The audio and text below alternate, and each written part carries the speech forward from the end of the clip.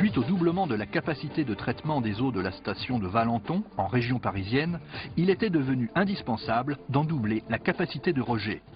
Compte tenu des contraintes importantes d'encombrement en surface, matérialisées notamment par la traversée d'une autoroute urbaine de 2 fois 3 voies et des lignes de chemin de fer Paris-Lyon, un passage en siphon et sans tranchée s'est imposé.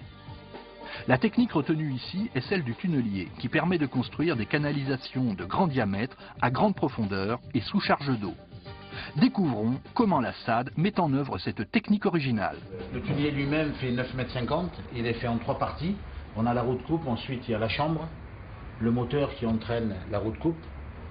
Ensuite on a la partie centrale où il y a toutes les fonctions de pilotage. Pour faire fonctionner ce tunnelier qui fait 9,50 m, on a 6 remorques à l'arrière et l'ensemble fait 45 mètres.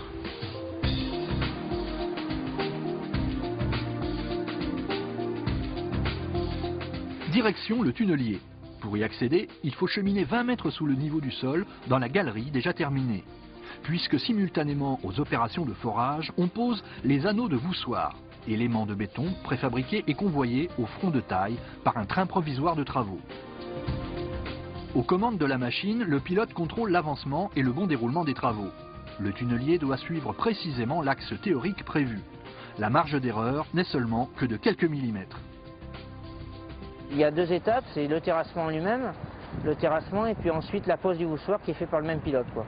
La roue charge la chambre qui est entre le pilotage et les dents. On a une vis qui est en bas, donc qui amène les gravats sur un convoyeur à bande, et ce convoyeur à bande charge les bennes que le train vient chercher.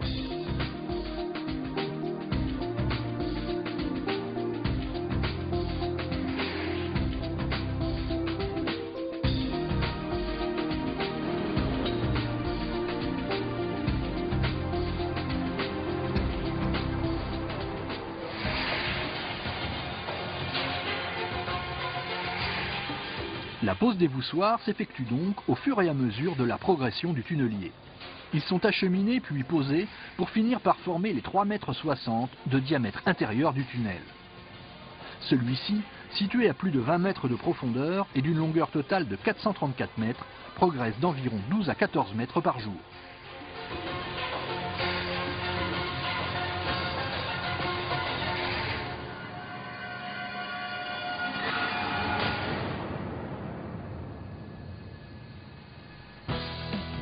Deux mois plus tard, le tunnelier débouche sur le puits de sortie. Les techniciens s'attellent au démontage et à l'extraction de l'engin. Il sera conduit puis stocké dans les entrepôts de la SAD avant d'être reconditionné pour un nouveau chantier. Par cette technique de pointe, il est ainsi possible de créer des canalisations de grand diamètre sur des longueurs importantes avec des tolérances de guidage faibles et des impacts en surface négligeables.